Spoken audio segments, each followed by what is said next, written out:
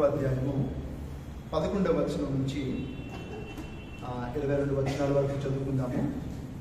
కాబట్టి మునుపు శరీర విషయములో అన్యజనుడై ఉండి శరీరమందు చేతితో చేయబడిన సున్నతి గలవారు అనబడిన వారి చేత సున్నతి లేనివారు అనబడిన మీరు ఆ కాలమందు ఇశ్రాయేలుతో సహపౌరులు కాక పరదేశులను, వాగ్దాన నిబంధనలు లేని పరజనులను, నిరీక్షణ లేనివారును, లోకమందు దేవుడు లేనివారునై ఉండి క్రీస్తుకు దూరస్తులై ఉందిరని మీరు జ్ఞాపకం చేసుకొనిడి.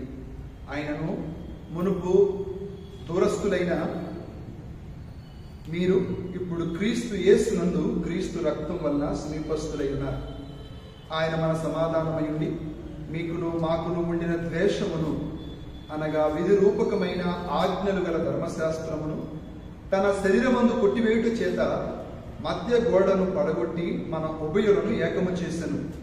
ఇట్లు సంధి చేయుచు ఈ ఇద్దరిని తన యందు ఒక్క నూతన పురుషునిగా సృష్టించి తన శిలువ వలన ఆ ద్వేషమును సంహరించి దాని ద్వారా వీరిద్దరిని ఏక శరీరముగా చేసి దేవునితో పరచవలనని ఇలాగు చేసెను గనుక ఆయనే మనకు సమాధాన కారకుడై ఉన్నాడు. మరియు ఆయన వచ్చి దూరస్తులైన మీకును సమీపస్తులైన వారికి సమాధాన సువార్తను ప్రకటించింది.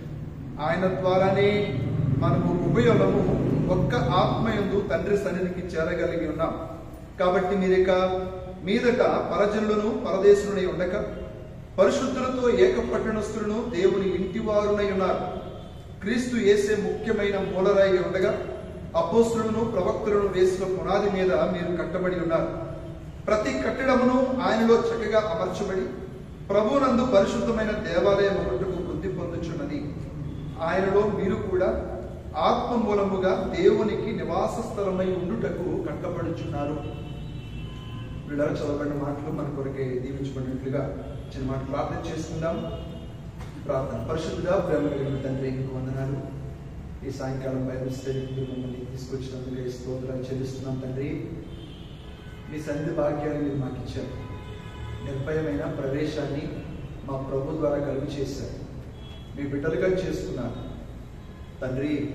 గొప్ప రక్షణ ఇచ్చారు, గొప్ప విడుదల ఇచ్చారు, గొప్ప విమోచన ఇచ్చారు, ఆత్మ సంబంధమైన ప్రతి ఆశీర్వాదాన్ని ఇచ్చారు.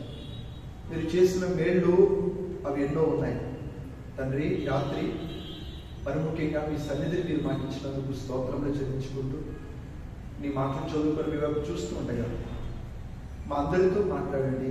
వినే హృదయాన్ని, వినే చెవులను, గ్రహించే మనస్సును మీరు దయచేయమని, మీరే మీ కృప చూపించమని ముందున్న సమయాన్ని మీ చేతులకు అప్పగించుకుంటూ నిలుచుడు నేను బలహీనులను మీ సులువు చాటును మరుగు చేసుకుని మీరే బలపరిచి ఆత్మ కార్యము జరిగించమని మహిమ, ఘనత, ప్రభావాలు పొందమని యేసు ప్రభు నామమున ప్రార్థన చేస్తున్నాము తండ్రి. ఆమేన్. పిల్లరా, మనము ఈ 11 నుంచి 22 వచనాలు చదువుకున్నా కానీ వాటంతటినీ ధ్యానం చేయం. ఈ 11 నుంచి 22 వచనాలు కూడా ఒక ప్రత్యేకమైన భాగముగా మనం చూడొచ్చు. 2వ అధ్యాయం మొదటి వచనం నుంచి 10 వచనాలు మనం ధ్యానం చేశాం. ఆ మొదటి వచనం నుంచి 10 వచనాల సారాంశాన్ని మనం గమనించినప్పుడు దేవుడు ఒక విశ్వాసి లేదా సంఘం యొక్క అంతరంగ స్థితిని ఎలాగో మార్చి ఒక నూతన సృష్టిగా చేశాడు అనే విషయాలు మొదటి 10 వచనాల్లో ఉన్నాయి. మునుపు పాపముల చేత, అపరాధముల చేత చచ్చిన స్థితిలో ఉన్నాం. మునుపు అపవాదిని అనుసరించి నడుచుకున్నాం. మునుపు ఈ లోక ధర్మము చొప్పున నడుచుకున్నాం. మునుపు శరీరం యొక్క, మనస్సు యొక్క కోరికలు నెరవేర్చుకుంటూ నడుస్తూ ఉన్నాం. అలాంటి మనిషిని, అలాంటి మానవుడిని దేవుడు ప్రేమించి, దేవుడు కృప చూపించి, రక్షించి ఇక్కడ మనం చూస్తున్నాం. 10వ వచనంలో మనం చూసాం కదా, క్రీస్తు యేసునందు సృష్టింపబడిన వారమై ఆయన చేసిన పని అయి ఉన్నాం. దేవుడు ఒక ప్రత్యేకమైన సృష్టిగా దేవుడు చేసుకున్నాడు, నూతన సృష్టిగా చేసుకున్నాడు. ఈ విషయాలు చాలా ధ్యానం చేశాం. మన అంతరంగ స్థితిని దేవుడు మార్చివేశాడు, రక్షణించాడు, విమోచనించాడు, కృపచేత మనల్ని లేపాడు, పరలోకంలో కూర్చుండబెట్టుకుని ఉన్నాడు. ఈ విషయాలన్నింటినీ మనం చూస్తున్నాం. మొదటి 10 వచనాల్లో మనం గమనించగలుగుతున్నాం. అయితే ఈ 11 నుంచి 22 వచనాలు కూడా బాహ్యమైనటువంటి సంగతుల గురించి మాట్లాడుతున్నట్లు మనం చూస్తున్నాం. 10 వచనాలు అంతరంగ స్థితిని గురించి చెప్తే, ఈ మిగిలిన 11 నుంచి 22 వచనాల్లో విశ్వాస యొక్క మునుపటి బాహ్యమైన స్థితి, దేవుడు అలాంటి స్థితిలో నుండి ఎలాగూ రక్షించాడో, ఎలాగూ నూతన సృష్టిగా చేసుకున్నాడో ఈ మిగిలిన వచనాల్లో మనం చూస్తున్నాం. బాహ్యమైన స్థితి గురించి మాట్లాడుకున్నప్పుడు ఇక్కడ 2 విషయాలు మనకు కనిపిస్తున్నాయి. ప్రాముఖ్యంగా ఈ 11 నుంచి 22 వచనాలు మనం చూస్తే గనక 2 భేదాలు కనిపిస్తున్నాయి. ఏంటా భేదాలు? బాహ్యమైన సంగతి గురించి మనం మాట్లాడుకున్నప్పుడు 2 భేదాలు కనిపిస్తున్నాయి. అదేంటంటే 2 జాతులు ఉన్నాయి, లేదా 2 ప్రత్యేకమైన గుంపులు ఇక్కడ కనిపిస్తున్నాయి. ఏంటా గుంపులు? యూదులు, అన్య జనులు. ఈ 2 ప్రత్యేకమైన గుంపులు మనకు కనిపిస్తున్నాయి. యూదులు, అన్య జనులు, వీరిద్దరూ ఉన్నట్లుగా మనం చూస్తున్నాం. దీంట్లో భేదం ఉంది, బాహ్య సంబంధమైన విషయంలో భేదం ఉంది. కానీ ఈ మాట చెప్పనివ్వండి, అంతరంగ స్థితిలో భేదం ఉందా? అంతరంగ స్థితిలో భేదం ఉందా? లేదు. వాక్యంలో మనం చూస్తున్నాం, అందరూ పాపము చేసి దేవుడు అనుగ్రహించి మహిమను పొందలేకపోతున్నారు. దాంట్లో భేదము లేదు. కానీ అందుకని ఇక్కడ చెప్పిన మాట ఏంటంటే, కాబట్టి మునుపు శరీర విషయములో అన్యజనులై ఉండి, ఏ విషయంలో? బాహ్య సంబంధంగా భేదాలు ఉన్నాయి. అంతరంగ మనం గమనించినప్పుడు అందరూ పాపం చేశారు, అందరూ దేవుడు అనుగ్రహించి మహిమను పొందలేకపోతున్నారు. అందరూ పాపము చేసిన వారే. అలాంటి వారిని దేవుడు రక్షించాడు. అది మనం చూసాం. ఈ వచనాల్లో మనం గమనించినప్పుడు బాహ్య సంబంధమైన స్థితి దేవుడు ఎలాగో మార్చి ఒక నూతన సృష్టిగా చేశాడు అనే విషయాలు మనం ధ్యానం చేయబోతున్నాం. బాహ్య సంబంధమైన స్థితిని దేవుడు మారుస్తున్నాడు. చూడండి, మునుపు శరీర విషయములో అన్యజనులై ఉండి అన్నాడు. శరీర విషయంలో భేదాలు ఉన్నట్లుగా మనం చూస్తున్నాం. 11 నుంచి 22 వచనాలు మనం చూసినప్పుడు సారాంశం ఒక మాటలో చెప్పాలంటే, ఏ భేదాలైతే ఉన్నాయో ఆ భేదాలను దేవుడు తీసివేసి ఏం చేశాడు? 15వ వచనంలో, ఇట్లు సంధి చేయొచ్చు ఈ ఇద్దరిని, అనగా యూదుల్నేమి అన్యజనులనేమి, ఈ ఇద్దరిని తన యందు ఒక్క నూతన పురుషునిగా సృష్టించి. 10వ వచనంలో మనం చూసుకున్నాం, క్రీస్తునందు సృష్టింపబడిన వారమై ఆయన చేసిన పనే ఉన్నాం. ఇక్కడ 15వ వచనంలో చూస్తున్నాం, ఈ ఇద్దరిని సంధి చేసి ఒక్క నూతన పురుషునిగా దేవుడు చేశాడు. అక్కడ వాడబడ్డ మాట ఏంటి అంటే, ఏక శరీరముగా దేవుడు చేశాడు అనే విషయాన్ని కూడా మనం చూస్తున్నాం. చూడండి, అక్కడే 16వ వచనం, తన శిలువ వలన ఆ ద్వేషమును సంహరించి దాని ద్వారా వీరిద్దరిని ఏం చేశాడు? ఏక శరీరముగా చేశాడు. ఏక శరీరం అని మాట్లాడుకున్నప్పుడు ఎవరి గురించి మాట్లాడుకుంటాం? వీరిద్దరూ వేరు కాదు, ఒక్క శరీరమే. ఎవరి గురించి మాట్లాడుకుంటాం? భార్యాభర్తల గురించి మాట్లాడుకుంటాం. భార్యాభర్తలు ఎలాగైతే ఒక్క శరీరమో, అలాగూ ఇప్పుడు దేవుడు చేసినటువంటి ఈ నూతన సృష్టి ఒక్క శరీరం, ఏక శరీరం. ఇందులో భేదాలు ఉండొచ్చా? మరి చెప్పండి, ఇందులో భేదాలు ఉండొచ్చా? దేవుడు చేసినటువంటి ఈ నూతన సృష్టిలో భేదాలు ఉండొచ్చా అని అంటే అక్కడే మనకు కనిపిస్తుంది. ఏక శరీరం అన్నప్పుడు దాంట్లో భేదమేముంది? ఒక్కటే శరీరం. ఆ శరీరానికి శిరస్సు ఎవరు? ప్రభువే. ఆ శరీరానికి శిరస్సు ప్రభువే. ఆ శరీరము సంఘము అనే విషయాన్ని మనం చూస్తున్నాం. ఈ ఇద్దరిని ఒక్క నూతన పురుషునిగా దేవుడు సృష్టించాడు. అట్లయితే భేదాలు లేవు అనే విషయాన్ని చూస్తున్నాం. శరీర విషయంలో భేదాలు ఉన్నాయి, అన్యులు యూదులు అన్నాడు. కానీ ఇప్పుడు దేవుడు క్రీస్తునందు ఆ భేదములు తీసివేసి ఒకే శరీరంగా దేవుడు చేశాడు. ఇప్పుడు సంఘము ఏక శరీరం అనే విషయాన్ని మనం అర్థం చేసుకున్నప్పుడు ఎంతో సంతోషం మనకు కలుగుతుంది. కానీ ఈరోజు మనం చూస్తున్నాం, సంఘములో అనేకమైన భేదాలు ఉన్నాయా? సంఘములో అనేకమైన భేదాలు ఉన్నాయి. కులపరమైన భేదాలు ఉన్నాయి, స్థాయి భేదాలు ఉన్నాయి. స్థాయి భేదాలంటే ఏమంటాం? ధనికులని పేదవారని, చదువుకున్న వారని చదువుకోలేని వారని, ఇలాంటి భేదాలు, స్థాయి భేదాలు ఉన్నాయి. ఇక మనం చూసినప్పుడు సహవాస భేదాలు కూడా ఉన్నాయా? దాన్ని ఏమంటాం? డినామినేషనల్ డిఫరెన్సెస్ అని అంటాం. ఎన్నో భేదాలు మనం సంఘములో ఉన్నట్లు చూస్తున్నాం. కులపరమైన భేదాలు ఇవి సంఘాన్ని పాడు చేస్తున్నట్లు మనం గమనించగలుగుతున్నాం. కానీ వాస్తవంగా చెప్పండి, దేవుడు ఏం చేశాడు? ఏక శరీరముగా చేశాడు, నూతన పురుషునిగా సృష్టించాడు. అట్లయితే భేదాలు ఉండొచ్చా? ఉండడానికి వీలు లేదు అనే విషయాన్ని మనం చూస్తున్నాం. చూడండి, గలతీయులకు రాసిన పత్రిక 3వ అధ్యాయం. గలతీయులకు రాసిన పత్రిక 3వ అధ్యాయం 27 నుంచి మనం చదువుకున్నప్పుడు క్రీస్తులోనికి బాప్తిస్మము పొందిన మీరందరూ, చూడండి, క్రీస్తులోనికి బాప్తిస్మము పొందిన మీరందరూ క్రీస్తును ధరించుకొని ఉన్నారు. ఎవరిని ధరించుకున్నాం? క్రీస్తును ధరించుకొని ఉన్నారు. ఇందులో యూదుడని గ్రీసు దేశస్థుడని లేదు, దాసుడని స్వతంత్రుడని లేదు, పురుషుడని స్త్రీ అని లేదు. యేసు క్రీస్తునందు మీరందరూ ఏకముగా ఉన్నారు. ఎలా ఉన్నారంట? ఏకముగా ఉన్నారు. దీంట్లో భేదాలు లేవు. గ్రీసు దేశస్థుడని లేదు, లేదా యూదులని లేదు, దాసుడని లేదు, స్వతంత్రుడని లేదు, పురుషుడని లేదు, స్త్రీ అని లేదు. ఏకముగా ఉన్నారు. మీరు క్రీస్తు సంబంధులైతే ఆ పక్షమందు అబ్రహాము యొక్క సంతానమై ఉండి వాగ్దాన ప్రకారం వారసులై ఉన్నారు. అందరూ ఎలాంటి వారు? అందరూ వారసులమే. అందరూ వారసులమే అనే సంగతి మనం అర్థం చేసుకోవాలి. చూడండి, కొలస్సీ పత్రిక 3వ అధ్యాయం 11వ వచనాన్ని చదువుదామా? కొలస్సీ పత్రిక 3వ అధ్యాయం 11వ వచనం.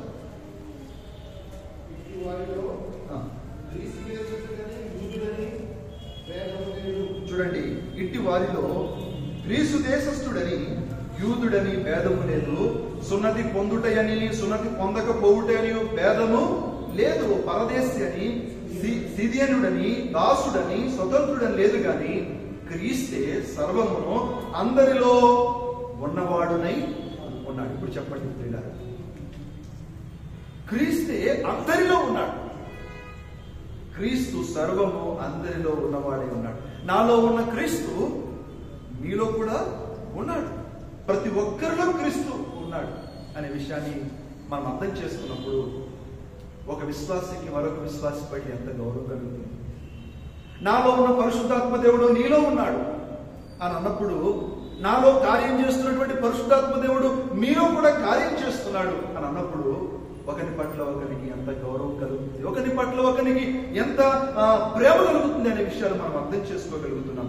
ఈరోజు ప్రాముఖ్యంగా ఈ 3 రకములైనటువంటి భేదాలు సంఘంలో ఉన్నట్టు మనం చూస్తున్నాం. ఇవే కాదు, ఇంకా చాలా ఉన్నాయి. వాటన్నిటి గురించి మనం ప్రస్తావించట్లేదు. కానీ ఒక విషయం అర్థం చేసుకోవాలి. వాక్యం మనం గమనించినప్పుడు ఆత్మ కలిగించు ఏముందండి? ఆత్మ కలిగించు ఐక్యత. పరిశుద్ధాత్మ దేవుడు ఏం కలిగిస్తాడు?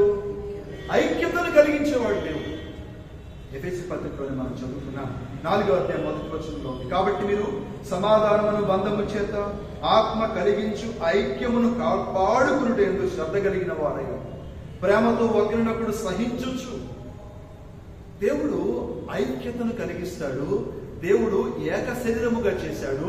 దేవుడు ఒక్క శరీరముగా ఒక్క నూతన పురుషునిగా సంఘాన్ని సృష్టించాడు.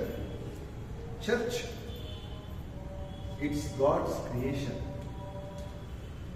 గతసారి మనం ధ్యానం చేశాం. ఏదైనా వనములో ఎలాగైతే దేవుడు మరి ఒక పురుషుని ఎలాగో మట్టిలో నుంచి దేవుడు చేశాడో, అలాగే దేవుడు సంఘమును కూడా ఒక నూతన సృష్టిగా చేశాడు. నూతన సృష్టిగా చేశాడు. పిల్లలు, భేదాలు కలిగించేవాడు అపవాది. ఐక్యత కలిగించేవారు ఎవరు? దేవుడు. కానీ భేదాలు కలిగించేవారెవరు? అపవాది. భేదాలు కలిగించేవాడు అపవాది అనే సంగతి మనం గమనించాలి. వాక్యం చూసినప్పుడు యాకోబు పత్రిక 2వ అధ్యాయం చూడండి. యాకోబు పత్రిక 2వ అధ్యాయం 1 నుంచి 5 వచనాలు మనం చదువుకుందామా? యాకోబు పత్రిక 2వ అధ్యాయము మనం గమనించినప్పుడు అక్కడ, నా సహోదరులారా, మహిమా స్వరూపియగు మన ప్రభు అయిన యేసు క్రీస్తును కూర్చున్న విశ్వాస విషయంలో మొమాటము గలవారై ఉండకుడి.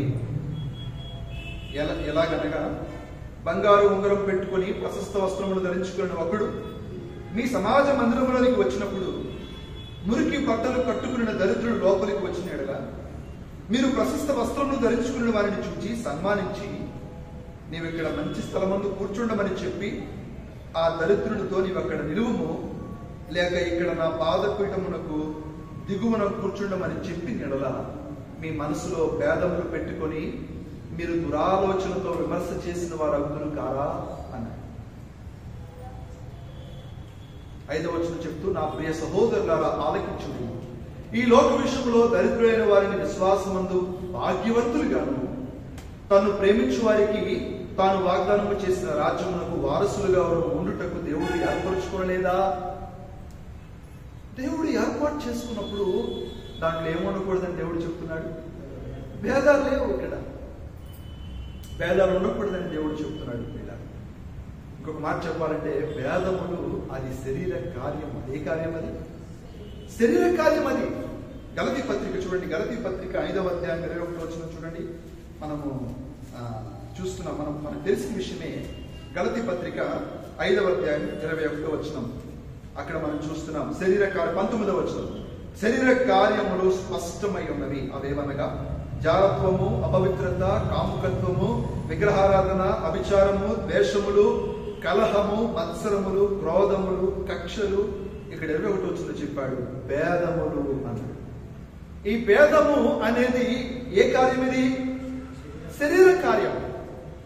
ఆత్మ ఫలం ఏంటంటే ప్రేమ, సంతోషం అనే విషయాలు మనం చూస్తున్నాం. సమాధానం, దీర్ఘశాంతం, దయాళుత్వం, మంచితనం, విశ్వాసం, సాత్వికం, ఆశానిగ్రహం. ఇట్టి వాటికి విరోధమైన నియమమేమియో లేదు. భేదం అనేది శరీర కార్యక్రియ. కాబట్టి సంఘములో భేదములు ఉండ రాదు. దేవుడు శరీర విషయంలో ఉన్న భేదం ఏంటి? ఆ భేదం అంటే శరీర విషయంలో మీరు అన్యజనులు. ఆ భేదమును తీసివేశాడు దేవుడు. ఆ మధ్య గోడను పడగొట్టాడు దేవుడు. ఆ ద్వేషమును సంహరించాడు దేవుడు. ఉభయులను ఏకము చేశాడు దేవుడు. ఒక్క నూతన పురుషునిగా సృష్టించాడు దేవుడు. ఇలాంటి దేవుని కార్యమును మనం అర్థం చేసుకున్నప్పుడు భేదములు మనము కలిగించము, భేదములు పుట్టించము అనే విషయాన్ని మనం అర్థం చేసుకుంటున్నాం. అయితే ఇక్కడ మనం చదువుకున్న వచనాల్లో 2వ అధ్యాయం 11వ వచనంలో అక్కడ చెప్పబడిన మాట ఏంటి అంటే, మునుపు శరీర విషయంలో అన్యజనులై ఉండి. ఎవరండి అన్యజనులు? ఎవరి అన్యజనులు? ఎవరైతే ఇశ్రాయేలు ప్రజలు కానివారు అన్యజనులు, సున్నతి లేనివారు అన్యజనులు. అన్యజనులు ఎవరు అనంటే బయట ప్రజలు అనే విషయాన్ని మనం చూస్తున్నాం. ఇక్కడ ఈ అన్యజనుల గురించి 7 విషయాలు చెప్పబడ్డాయి. ఎవరి అన్యజనులు అనంటే 7 విషయాలు చెప్పబడ్డాయి. ఏంటి? వారు సున్నతి లేనివారు. వారెవరు? సున్నతి లేనివారు. ఇశ్రాయేలుతో సహపౌరులు కారు. రెండో విషయంగా మనం చూస్తున్నాం, ఇశ్రాయేలుతో సహపౌరులు కారు. మూడవదిగా మనం గమనించినప్పుడు వారు పరదేశులు, వారు ఫారినర్స్ అనే విషయాన్ని మనం ఇంగ్లీష్ బైబిల్లో చూడగలుగుతున్నాం. దేవుని ప్రజలు కాదు వాళ్ళు, ఫారినర్స్, పరదేశులు. నాలుగవదిగా మనం చూసినప్పుడు వాగ్దాన నిబంధనలు లేని పరజనులు. పరజనులు, వాగ్దానాలు, నిబంధనలు వారికి లేవు. ఐదవదిగా మనం చూస్తున్నాం నిరీక్షణ లేని వారు. ఎలాంటి వారు వీరు? నిరీక్షణ లేదు. ఇశ్రాయేలు ప్రజలకు నిరీక్షణ ఉంది. దేవుడు మమ్మల్ని నడిపిస్తున్నాడు, దేవుడు మాకు కనిపిస్తున్నాడు, దేవుడు మమ్మల్ని విమోచిస్తున్నాడు, దేవుడు మెస్సయ్య వస్తాడు. ఇలాంటి నిరీక్షణ వాళ్ళకు ఉంది. కానీ అన్ని జనులకు ఏమి లేదు, నిరీక్షణ లేదు. ఆ తర్వాత ఆరోదిగా మనం చూస్తున్నాం లోకమందు దేవుడు లేనివారు. లోకమందు ఏమి లేదు, దేవుడు లేదు. కాబట్టి వాళ్ళకి ఎవరున్నారు అంటే అన్య దేవతలు, అన్య దేవుళ్ళు ఉన్నారు. సర్వశక్తుడు సృష్టికర్త అయినటువంటి దేవుడు వారికి లేడు. కాబట్టి వారికి ఎవరున్నారు అంటే అన్య దేవతలు ఉన్నారు. బయట బయట అన్య దేవతలు అన్నప్పుడు బయట ప్రజలు, బయట సంగతులు, బయట దేవతలు అనే విషయాన్ని మనం చూస్తున్నాం. తాము కల్పించుకున్న దేవతలుగా మనం చూస్తున్నాం, తాము కల్పించుకున్న దేవుళ్ళుగా చూస్తున్నాం. ఇక ఏడవదిగా చెప్పాడు ఫైనల్ గా, మీరు క్రీస్తుకు దూరస్తులు అన్నాడు. ఏంటంటే క్రీస్తుకు దూరస్తులు, క్రీస్తుకు మీరు దూరస్తులు. అన్యజనులు విషయాలు మనం చూస్తున్నాం. వాళ్ళు ఎలాంటి వారు 7 సంగతులను మనం చూసాం. వారు క్రీస్తుకు దూరస్తులు, క్రీస్తు వారికి చెందినవాడు కాదు అనే విషయాన్ని మనం చూస్తున్నాం. క్రీస్తుకు దూరస్తులు. అట్లయితే ఈ విషయంలో ఒకసారి యూదులు ఎలాంటి వారో కూడా జ్ఞాపకం చేసుకుంటే అది మనకి ప్రయోజనం. చూడండి, రోమిలికి రాసిన పత్రిక, యూదులకున్న ఆధిక్యత మనం చూసినప్పుడు రోమిలికి రాసిన పత్రిక 9వ అధ్యాయము 1వ వచనం నుంచి 5వ వచనం వరకు మనం చదువుకుందాం.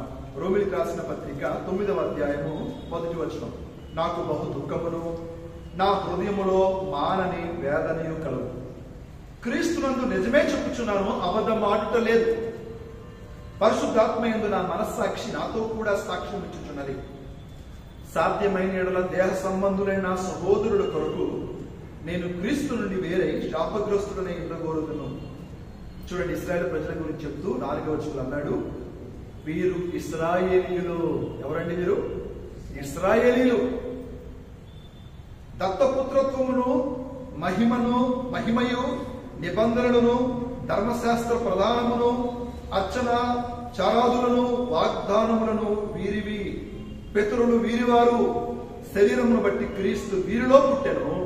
ఈయన సర్వాధికారైన దేవుడేంటి నిరంతరము స్తోత్రార్హుడై ఉన్నాడు. క్రీస్తు వీరిలో నుండి పుట్టాడు. యూదులకున్న ఆధిక్యత చూడండి. వారు ఎలాంటి వారు అనంటే దత్తపుత్రత్వం, మహిమ, నిబంధన, ధర్మశాస్త్రము కలిగిన ప్రజలు. ఇంకా చెప్తూ అనేక విషయాలు చెప్తూ అన్నాడు, క్రీస్తు వీరిలో నుండి పుట్టాడు. యూదులు ఎదురు చూసినటువంటి మెస్సయ్య ప్రభు అయితే ఆ ప్రభు ఎక్కడి నుండి వచ్చాడు? వీరిలో నుండి వచ్చాడు, వీరిలో నుండి పుట్టాడు. అది వారికి ఉన్న గొప్పతనం, అది వారికి ఉన్న ఆధిక్యత. యూదులకున్న ఆధిక్యత చూస్తున్నాం. మరి అన్యులకు ఉన్నటువంటి ఆ స్థితిని కూడా మనం చూస్తున్నాం. వారు ఎలాంటి వారు అంటే దూరస్తులు అన్నాడు. వారు ఎలాంటి వారు? దూరస్తులు. వాగ్దానాలు లేవు, నిబంధనలు లేవు, నిరీక్షణ లేదు, దేవుడు లేడు, ఇశ్రాయేలుతో సహపౌరులు కాదు, సున్నతి లేదు, పరదేశం. దూరస్తులు. అలాంటి ఈ 2 వేరుగా ఉన్నటువంటి ప్రజలను సంధి చేశాడు. ఏం చేశాడంటే సంధి చేసి ఒక్క నూతన పురుషునిగా సృష్టించి. చూడండి, యూదుల గురించి మనం ఆలోచన చేసినప్పుడు వారి అతిశయము దేంట్లో ఉంటుంది అంటే రోమిలికి రాసిన పత్రిక 2వ అధ్యాయం 17వ వచనం. ఇక్కడే రోమా పత్రిక 2వ అధ్యాయం 17వ వచనం చూడండి. అక్కడ మనం చూస్తున్నాం, నీవు యూదుడు అని పేరు పెట్టుకొని ధర్మశాస్త్రమును ఆశ్రయించి చూడండి, దేవుని యందు అతిశయించుచున్నావు కావా? యూదులకు ఉన్న అతిశయము ఏంటి అంటే, మా దగ్గర ఏముంది? ధర్మశాస్త్రం ఉంది, దేవుని ఆజ్ఞలు ఉన్నాయి, దేవుని కట్టడలు మా దగ్గర ఉన్నాయి అనేటువంటి అతిశయం వారి దగ్గర ఉంది. 18వ వచనం చూస్తున్నాం, ఆయన చిత్తమెరిగి ధర్మశాస్త్రమందు ఉపదేశం పొందిన వాడవై శ్రేష్టమైన వాటిని మెచ్చుకొనుచున్నావు కావా? జ్ఞాన సత్య స్వరూపమైన ధర్మశాస్త్రము గలవాడవై ఉండి నేను గుడ్డి వారికి త్రోవ చూపువాడను, చీకట్లో ఉండి వారికి వెలుగును, బుద్ధిహీనులకు శిక్షకుడను, బాలులకు ఉపాధ్యాయుడనై ఉన్నానని నీ అంతటా నీవే ధైర్యము వహించుకొనుచున్నావు కావా? వారికి ఉన్న ధైర్యం, వారికి ఉన్న అతిశయం ఏంటి అంటే ధర్మశాస్త్రం. వారికి ఉన్న అతిశయం మేము దేవుని ప్రజలం. వారికి ఉన్న అతిశయం ధర్మశాస్త్రం. వారికి ఉన్న అతిశయం క్రీస్తు మాలో నుండి పుట్టాడు, మాలో నుండి వస్తాడు. ఈ విషయాలు మనం చూస్తున్నాం. అందుకనేమో పౌలు గారు ఒక మాట చెప్పారు ఎఫెసీ పత్రికలోనే. వీళ్ళని గురించి చెప్తూ ఒక మాట చెప్పారు. ఆ మాట ఎందుకు రాయబడిందని ఆలోచన చేసినప్పుడు ప్రియులారా, చూడండి, ఎఫెసీ పత్రిక 2వ అధ్యాయం చదువుకున్నాం కదా, 11వ వచనంలో అక్కడ ఏముంది? కాబట్టి మునుపు శరీర విషయములో అన్యజనులై ఉండి, చూడండి, శరీరమందు చేతితో చేయబడిన సున్నతి గలవారు, చేతితో చేయబడిన సున్నతి గలవారు అనబడిన వారి చేత సున్నతి లేని వారనబడిన మీరు అన్నాడు. ఈ సున్నతి దేంతో చేయబడింది? చేతితో చేయబడింది కాబట్టి అతిశయం. నూతన సృష్టి ఎవరు చేశారు? ఇప్పుడు అతిశయం ఉంటుందా? చేతితో చేయబడిన సున్నతి ఎందుకు రాశారా అని ఆలోచన చేస్తున్నప్పుడు ప్రియులారా, వాస్తవమే కదా. యూదులు ఎందుకు అతిశయిస్తున్నారు అని అంటే, చేతితో చేయబడిన సున్నతి యందు వాళ్ళు అతిశయిస్తున్నారు. చేతితో చేయబడిన సున్నతి ఇది వారు చేతితో చేస్తున్న కార్యం, అనగా వారి కార్యం అనే విషయాన్ని మనం చూడాలి, మనం అర్థం చేసుకోవాలి. అందుకనే గలతీ పత్రిక చూడండి, గలతీ పత్రిక 6వ అధ్యాయం 13వ వచనం పక్కనే మనం చూస్తున్నాం. గలతీ పత్రిక 6వ అధ్యాయం 13వ వచనం. అయితే వారు సున్నతి పొందిన వారైనను ధర్మశాస్త్రము ఆచరింపరు. సున్నతి పొందిన వారైనను వాళ్ళు ఏం చేయట్లేదు, ధర్మశాస్త్రమును ఆచరింపరు. చూడండి తర్వాత ఉన్న స్టేట్మెంట్, తాము అనగా యూదులు మీ శరీర విషయమందు అతిశయించు నిమిత్తం, మీ శరీరమందు అతిశయించు నిమిత్తం మీరు సున్నతి పొందవలనని కోరుచున్నారు. యూదులు ఎవరిని చూసి అతిశయించాలి? ఇప్పుడు శరీరమందు అతిశయించు నిమిత్తము మీరు సున్నతి పొందవలనని కోరుచున్నారు. అంటే వారి అతిశయం చేతితో చేయబడిన సున్నతి మీద ఉంది, చేతితో చేయబడినటువంటి కార్యం మీద ఉంది, కానీ దేవుడు చేసే కార్యం మీద వారి అతిశయము లేదు అనే విషయాన్ని మనం చూడగలుగుతున్నాము. వారు జ్ఞానులు అనుకున్నారు, వారు ధర్మశాస్త్రం మా దగ్గర ఉంది అని అనుకున్నారు. కానీ చూడండి, అపోస్తలుడు పౌలు గారు అన్నారు, చేతితో చేయబడిన సున్నతి గలవారని వారి చేత సున్నతి లేని వారు అనబడిన మీరు అని. అది చేతితో చేయబడింది కాబట్టి అతిశయం. ఇక్కడ ఒక మాట చెప్పనివ్వండి, ఏదైతే మనం చేస్తామో దాంట్లో మనకేం కలుగుతుంది? అతిశయము కలుగుతుందా? రక్షణ మన వల్ల కలిగిందా? దాంట్లో అతిశయము లేదు. మన చేతితో ఏది చేస్తున్నా మనకి అతిశయం ఉంటుంది. ఒకవేళ మనం చేసే బోధ అనుకుంటే అతిశయం. కానీ ప్రభువు నాతో మాట్లాడిస్తున్నాడు అన్నప్పుడు నిలబడడం తప్ప, మాట్లాడడం తప్ప, ఆయన చెప్పిన మాటలు వివరించడం తప్ప మనకేముంటుంది? ఈ మాట గమనించండి, చేతితో చేసిన ప్రతి విషయం మీద మనకి అతిశయం కలుగుతుంది మనకి. అందుకేనేమో యూదులు అన్ని జనుల్ని అంత చేదరించుకున్నారు. వాళ్ళని ఎలా చూశారంటే వీళ్ళు బయట ప్రజలు, ఇంకా చెప్పాలి అంటే వీరు కుక్కలు అనే విషయాలు కూడా మనం వాక్యంలో చూడగలుగుతున్నాం. దాన్ని చూపించట్లేదు, కానీ అంతగా చేదరించుకున్నారు. ఎందుకనంటే వారిలో ఏమి లేదు, సున్నతి లేదు. వారికి సున్నతి లేదు కాబట్టి వారిని అంతగా చేదరించుకున్నారు. అందుకనే చెప్పాడు, ఇది దేంతో చేయబడింది? చేతితో చేయబడిన సున్నతి. ఇర్మియా గ్రంథం 8వ అధ్యాయం చూడండి, ఒకసారి ఈ మాట చదువుకుందాం. ఇర్మియా గ్రంథం 8వ అధ్యాయము 8 నుంచి 9 వచనాలు. ఇర్మియా గ్రంథం 8వ అధ్యాయము 8వ వచనం.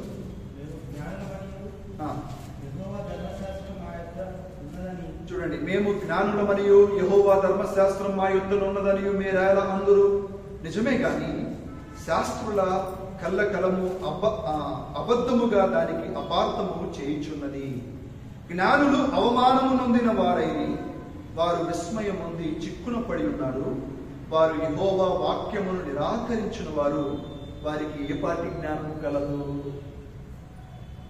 చూడండి, దేవుని వాక్యము నిరాకరించినప్పుడు వారికి ఏం జ్ఞానం ఉంది అని అంటున్నాడు దేవుడు.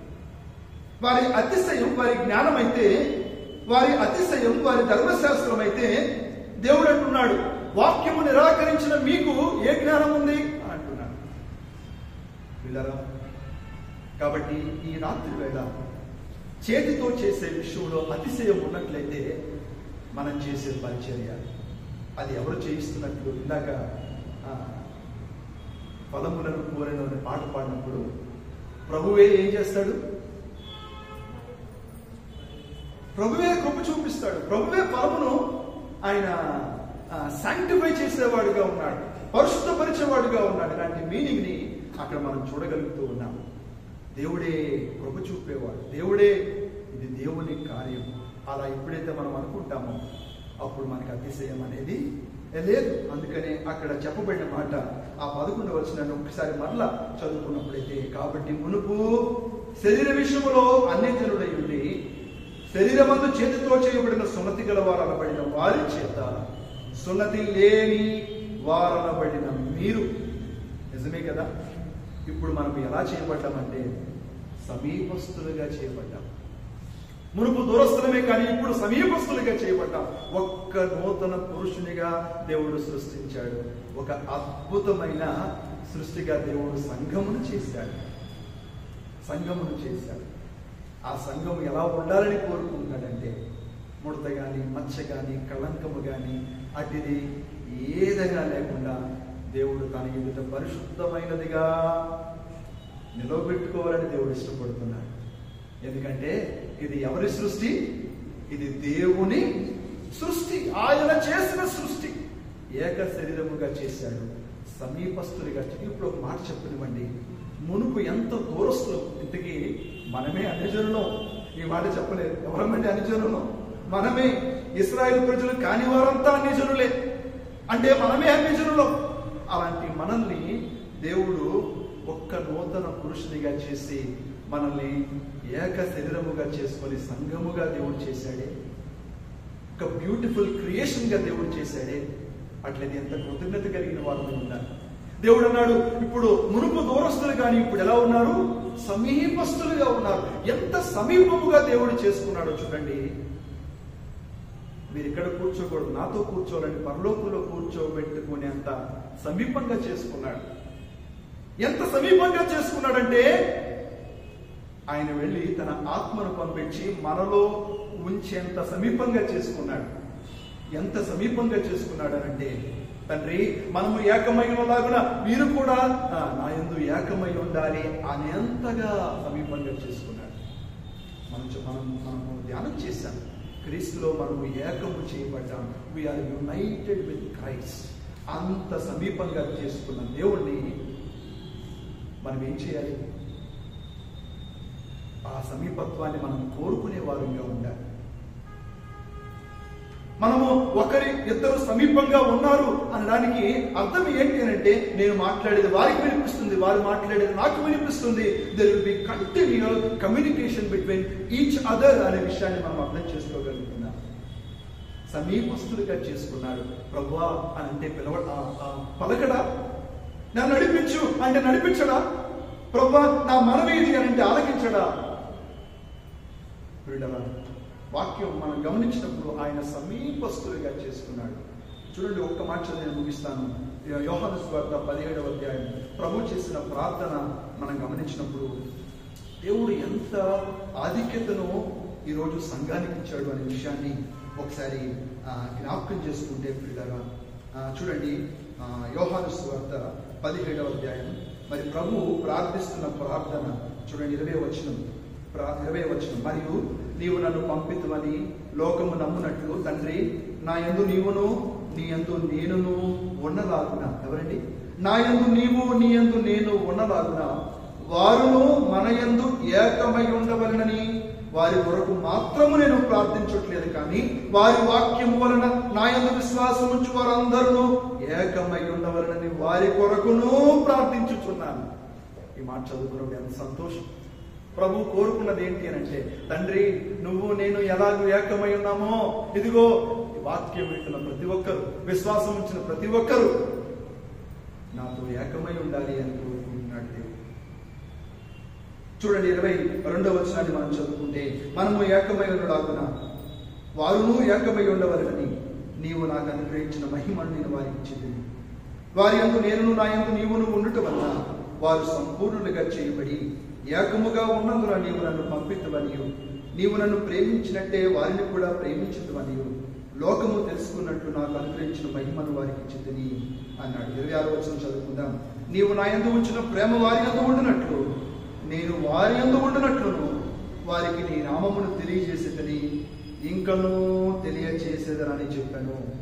ఇప్పటికీ మనం దేవుడి మాటలు వింటున్నాం, దేవుడి నామాన్ని కూర్చున్నటువంటి మాటలు వింటున్నాం. ఎందుకు అంటే, one thing we should understand that we are united with Christ, we are one with Christ. ఆయనలో ఏకమైపోయాను, ఆయనలో ఏకమైపోయాను. నాలో ఉన్న క్రీస్తు మీలో ఉన్నాడు, మీలో ఉన్న క్రీస్తు అందరిలో ఉన్నాడు. కాబట్టి ప్రియులారా, చివరిగా ఒక మాట, ఇంత సమీపంగా ఉన్న దేవుడు మనము గమనించినప్పుడు మనము ఆత్మ కలిగించే ఐక్యత విషయమై ప్రయాసపడాలి. దాన్ని కాపాడుకున్నట్టు ప్రయాసపడాలి. అంతేకాని భేదములు కలిగించే అపవాది. ఎందుకు భేదములు కలుగుతాయో నేను చెప్పాను ఆల్రెడీ. చేతితో చేయబడిన సంగతి విషయంలో భేదములు కలుగుతాయి, కానీ క్రీస్తే చేసిన కార్యములు భేదములు కలగవు. కాబట్టి మనము విశ్వాసంగా దేవుని మీద ఆధారపడే వారంగా ఉండాలి. ప్రభువా, రక్షణ వచ్చింది, ప్రభువా ఈ దినముని వచ్చింది, ప్రభువా ఈ మాటల్ని వచ్చింది, ప్రభువా ఇదిగో ఈ పరిచయం నీది, ప్రభువా నిలుచున్న నేను నరమహత్తుడను, నీ కృప నాకు ఇవ్వు అని మనం ప్రభు మీద ఆధారపడుతూ ముందుకు సాగి వెళుతూ ఉండగా దేవుని కార్యాలు అద్భుత రీతిలో జరుగుతాయి. దేవుని కార్యాలు ఘనంగా జరుగుతాయనే విషయాన్ని అర్థం చేసుకుని దేవుడిచ్చిన ఈ గొప్ప ఆధిక్యత వీళ్ళరా. అందుకని హెబ్రీయులకు రాసిన పత్రికలో చెప్పాడు 10వ అధ్యాయం 19వ వచనంలో, సహోదరులారా, యేసు మన కొరకు ప్రతిష్ఠించిన మార్గమున అనగా నూతనమైనది, జీవము గలది, ఆయన శరీరమును తెర ద్వారా ఏర్పరచబడినది అయిన మార్గమున ఆయన రక్తము వలన పరిశుద్ధ స్థలమునందు ప్రవేశించుటకు మనకు ధైర్యము కలిగి ఉన్నది గనుకను. ఎంత ధైర్యం అండి, ఎంత ఆధిక్యత అండి! పరిశుద్ధ స్థలములో ప్రవేశించే ధైర్యం. ఇశ్రాయేలు ప్రజలు ఏటేటా ఒక్కసారి వెళ్ళే ఆ స్థలం, ఇశ్రాయేలు ప్రజలు కూడా కాదు, ప్రధాన యాజకుడు మాత్రమే ఒక్కసారి వెళ్ళే ఆ స్థలానికి దేవుడు సరాసరి మనల్ని ఆ స్థలమునకు తీసుకువెళ్ళాడు. అంత ధైర్యాన్ని ఇచ్చినప్పుడు ఆయనలో ఎంత ఆనందించాలో ప్రియులారా, ఆయనలో ఎంత ఆనందించాలో ఈ విషయాలు అర్థం చేసుకొని ప్రభునందు ఆనందిద్దాం. ప్రభువే నూతన సృష్టిగా చేశాడు కాబట్టి ఇందులో మనకి ఏమీ లేదనే విషయాన్ని అర్థం చేసుకొని ప్రభు మీద మరింత ఆధారపడదాం, ప్రభు మీద ఆనుకుందాం. దేవుని కార్యాలు దేవుని కోసం, దేవుని పద్ధతిలో, దేవుని కొరకు, దేవుని ప్రజల కొరకు మనం చేద్దాం. దేవుడి మాటలు మనందరి కొరకై దీవించినగాక ప్రార్థన చేసుకుందాం. అంకులొచ్చి ప్రార్థన చేస్తారు. ప్రభునందు ప్రియులారా, మన ప్రియ ప్రభు రక్షకుడునైనటువంటి యేసుక్రీస్తు శ్రేష్టమైన నామంలో మీ అందరికీ హృదయపూర్వక వందనాలు. ఈ సందేశంలో మీ ఆధ్యాత్మిక జీవితానికి ఎంతో మేలుకరంగా, దీవెనకరంగా, మీరు ఆత్మీయంగా బలపడుటకు సహాయకరంగా ఉన్నాయని ఆశిస్తున్నాం. ఇంకను అనేక సందేశములు వినుటకు ఈ ఛానల్ను సబ్స్క్రైబ్ చేసుకోగలరు. ఈ పరిచర్య నిమిత్తమై ఇంకను ప్రార్థించగలరని మనవి.